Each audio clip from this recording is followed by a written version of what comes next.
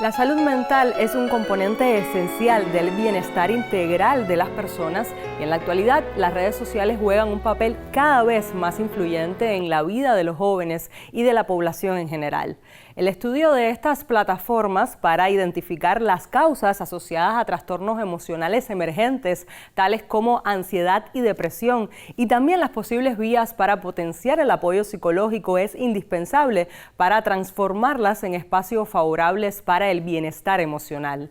En el contexto cubano, donde el acceso y uso de estas plataformas digitales se ha incrementado notablemente, se hace indispensable también analizar cómo estas interacciones virtuales afectan el estado psicológico de los usuarios. Por ello, el estudio riguroso desde la psicología resulta crucial para comprender tanto los riesgos como las oportunidades que las redes sociales presentan para la salud mental, sobre todo teniendo en cuenta nuestras propias condiciones sociales, culturales y digitales particulares que deben ser consideradas en las metodologías y las intervenciones. El equipo de investigación de redes sociales de la Facultad de Psicología de la Universidad de La Habana se ha enfocado en explorar esta compleja relación, enfatizando en los efectos del uso frecuente, la naturaleza del contenido consumido y el impacto de las dinámicas sociales en línea, como la comparación social y la interacción pasiva o activa. Por eso hoy nos acompañan dos de sus integrantes. Le doy la bienvenida a nuestro estudio al licenciado José Luis Martínez Torres. Gracias por acompañarnos en esta ocasión, y también a la máster en ciencias Rosabel Escandón Cabrera. Gracias también por acompañarnos. Usted quédese junto a nosotros en estos 27 minutos de programa para debatir en buen cubano.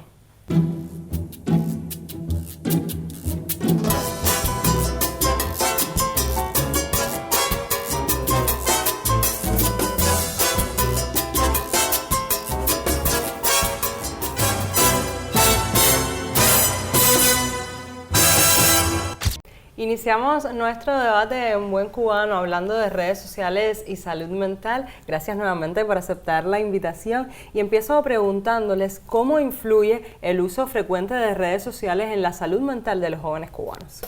Bueno, podemos decir que el espacio digital es un espacio de socialización en nuestra vida cotidiana, por tanto, la influencia que tiene para los jóvenes sería la influencia que tiene cualquier otro espacio de socialización digital. Ahora, cuando se vive desde el exceso, desde el ser el único espacio, desde ser un espacio privilegiado para la socialización, pues puede traer riesgos asociados a esta interacción.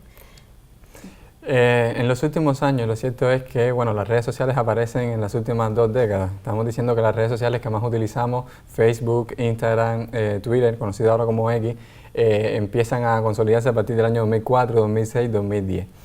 Y la literatura también ha referido en parte que en esas 2 últimas décadas también ha empezado a existir un incremento de alteraciones psicológicas. Entiéndase por alteraciones psicológicas, ansiedad, depresión, ideación suicida y otros trastornos descritos en la literatura. Y en parte la academia se ha empezado a preguntar si efectivamente el incremento concomitante y paralelo del uso de redes sociales y de alteraciones en la salud mental pues tiene una relación entre sí, si están correlacionadas. Lo cierto es que a partir de eso, para dar respuesta a esa pregunta, pues se han lanzado muchos estudios, se han realizado un gran número de investigaciones y un grupo importante de esas investigaciones pues refieren de que el uso de redes sociales influye en la salud mental y pueden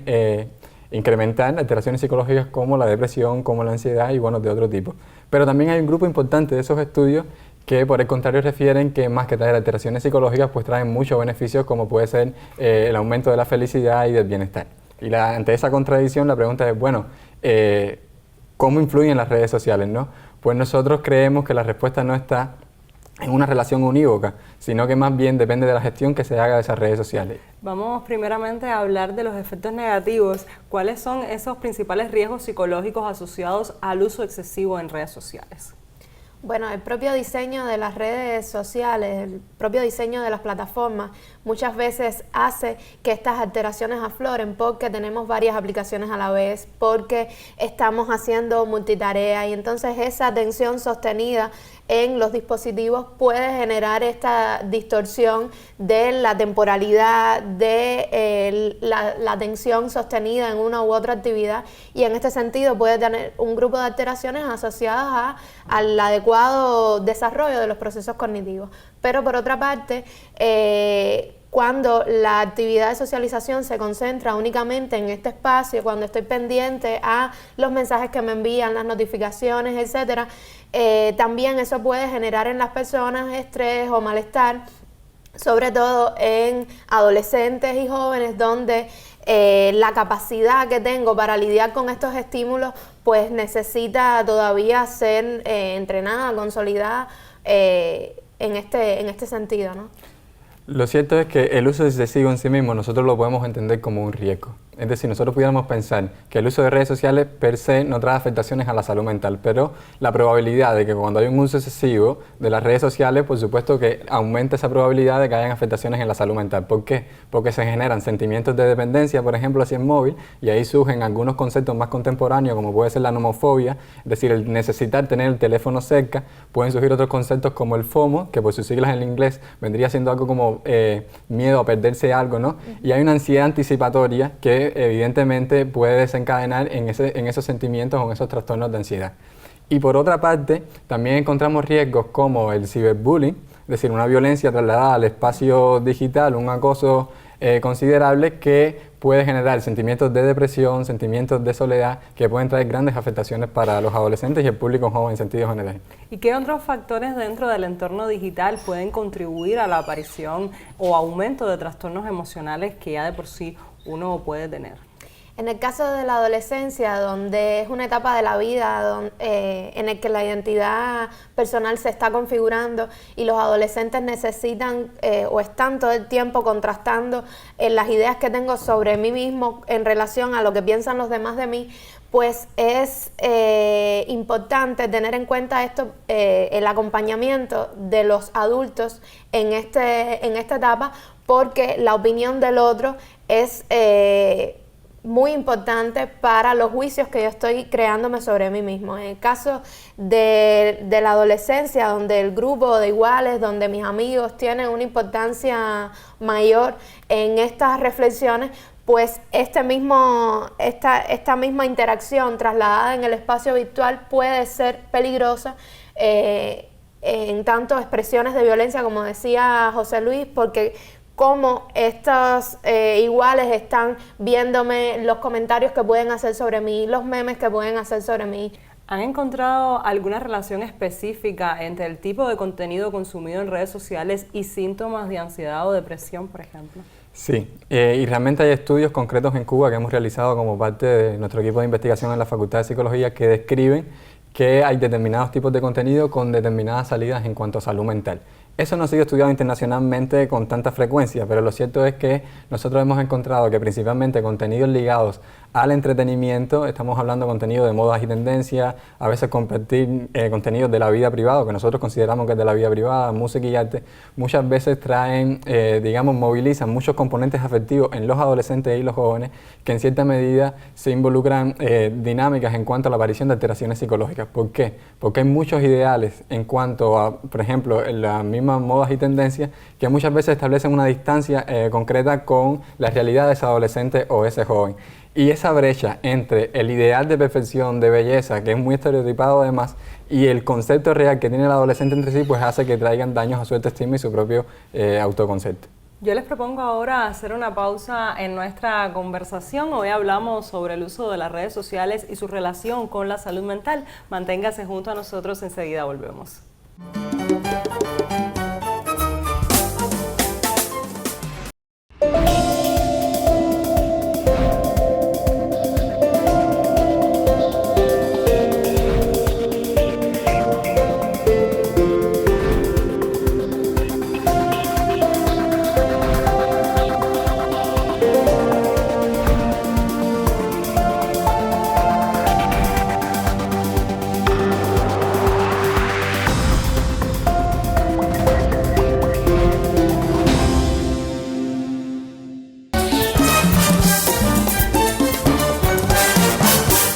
Retomamos el diálogo en Buen Cubano hablando sobre redes sociales y salud mental, y es que las líneas de investigación que ustedes trabajan permite comprender mejor los mecanismos psicológicos detrás del impacto de las redes sociales y orientar estrategias de prevención y promoción de la salud mental. Ahora podemos hablar entonces quizás de casos positivos, de qué manera las redes sociales pueden ser una herramienta positiva para la promoción de la salud mental. Bueno, yo creo que las instituciones de salud mental, las instituciones educativas en su sentido más amplio pueden aprovechar el espacio de las redes sociales para divulgar desde la información científica cuáles son las bondades del uso de las redes y también su uso responsable. Yo creo también que además es una responsabilidad de estas instituciones en su rol de cuidado por la salud mental, sobre todo de niños, niñas, adolescentes y jóvenes, cuál es el mejor uso que puede darse desde esta plataforma que efectivamente tiene bondades, como puede ser la interacción con los otros, como puede ser acceder a contenido aprovechable, a contenido valioso, a contenido educativo valioso, como puede ser divulgar información científica, entre otras cuestiones. Y también hemos encontrado en estudios muy interesantes que hay determinadas aplicaciones en estas mismas redes sociales o otro tipo de aplicación que ayudan a cuidar la salud mental en cierta medida. Y hemos encontrado de que el efecto que puede llegar a tener las tecnologías sobre medidas como estrés, ansiedad y depresión se ven totalmente disminuidos una vez que los usuarios son capaces de usar estas plataformas para su cuidado. La propia definición de salud mental no es una definición que quizás hace 20 años atrás era algo que se hablaba demasiado en la sociedad, pero sí es una definición que hoy se usa mucho. ¿Qué diferencias han observado en la salud mental de usuarios activos versus quizás usuarios pasivos en las redes sociales? Bueno, todo está, como hemos hablado anteriormente, del balance que nosotros podemos hacer en la vida cotidiana del uso de estas plataformas y, bueno, las actividades que hacemos en el espacio offline. Y se trata de encontrar un equilibrio porque en ninguno de los casos, es decir, ningún extremo es bueno, ¿no? Entonces, encontrar un equilibrio de actividades donde yo interactúo con los demás cara a cara, donde puedo tener actividades de esparcimiento, de lectura, de otras cuestiones que no implica una pantalla, pero también que a partir de la pantalla yo pueda relacionarme con los demás o tener acceso a contenido interesante para mí o donde yo pueda también expresarme, pero sin que eso implique un daño a mi salud mental. Sí, en estudios previos, en investigaciones previas, se ha encontrado de que un uso activo, estamos hablando de comentar, de publicar determinados tipos de contenido, de reaccionar a determinados tipos de contenido, muchas veces se asocia a poder obtener esos beneficios de las redes sociales, como puede ser un mayor sentido de pertenencia, como puede ser conectar socialmente con otros, que evidentemente ese espacio está un poco más limitado en el espacio offline, ¿no? Pero el uso pasivo, entiéndase a veces lo que se llama como scrolling, es decir, el simple hecho de visualizar contenido, de consumir sin que sea de manera muy activa, a veces ha traído un mayor tiempo para que las personas puedan establecer un juicio crítico de sí mismos que muchas veces desencadena un juicio nefasto. Porque los contenidos de las redes sociales tienden a ser muy selectivos y evidentemente al ser muy selectivos las personas solo muestran una parte interesante, pudiéramos decir, de lo que ellos son, de su propia identidad. Cuando las personas contrastan eso que es tan selectivo para otros con su realidad y ellos no están generando contenido, pues en todo caso hay un deprimento del yo y efectivamente afectaciones al bienestar propio. Y que también el algoritmo a veces no ayuda en ese sentido, pues solo te muestra con lo que más uno interactúa y te crea, ¿no?, una burbuja en ese momento de interactuar en redes sociales. ¿Cómo afecta la comparación social que se genera en estas plataformas al bienestar psicológico de las personas? Efectivamente, como tú planteabas, esta misma manera que tiene la red social de pensarse como plataforma hace que se generen estas burbujas cerradas donde yo no tengo acceso a un comentario, a un contenido diferente y por tanto las reflexiones o las ideas que yo tengo sobre determinado contenido se acentúan porque todos los que estamos en ese espacio pues alimentan eso como creencia ya establecida. Y entonces cuando yo interactúo con un espacio diferente, pues la respuesta emocional es más agresiva porque se sale de lo que yo espero y es también la dinámica de las redes que potencian esa emocionalidad por encima de la reflexión. Entonces, en este espacio,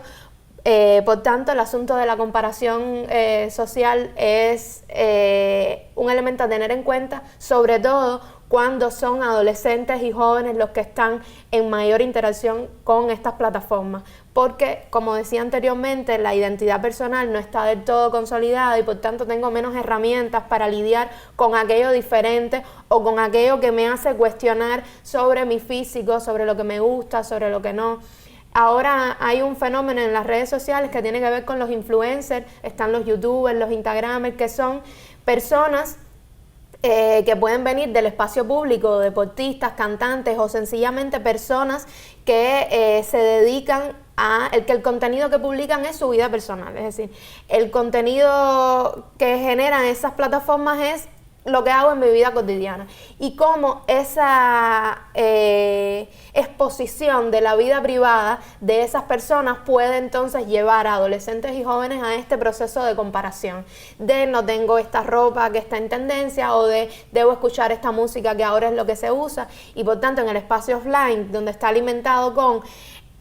mi grupo de amistades, donde también oyen eso, donde también consumen este tipo de contenido, pues yo tengo que estar a tono con esto, aunque muchas veces me cuestione si efectivamente eso tiene que ver conmigo o no. Y entonces eso genera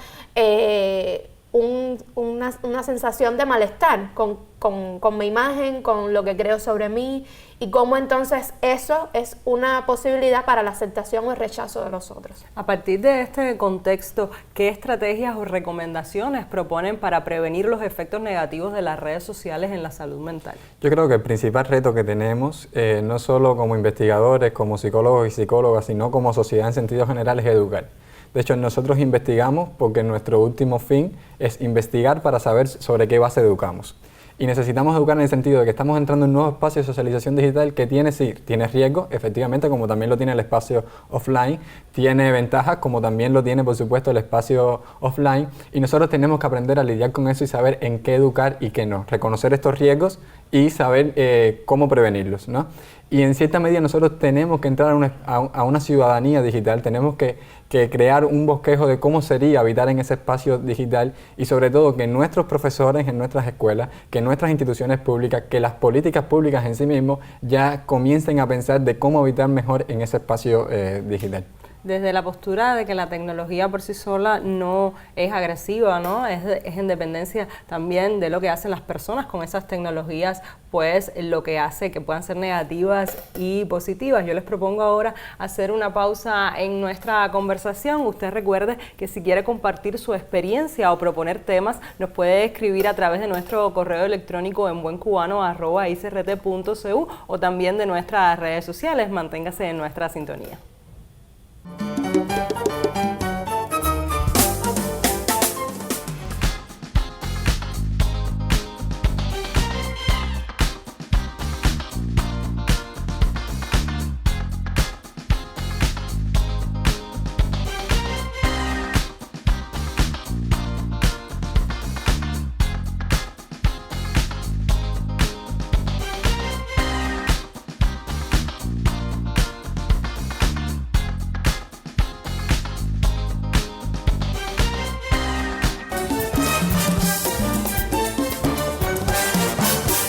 Retomamos el diálogo en nuestro último momento de conversación y vamos a hablar un poco de los retos entonces. ¿Cuáles son los retos metodológicos para investigar la relación entre salud mental y redes sociales, sobre todo en el contexto cubano, que puede ser diferente quizás al contexto de otro país?